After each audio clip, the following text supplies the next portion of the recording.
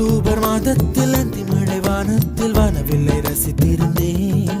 அந்த நேரத்தில் யாரும் இல்லை, தூரத்தில் இவள் மட்டும் வானவில்லை ரசிக்க வந்தாள். அன்று கண்கள்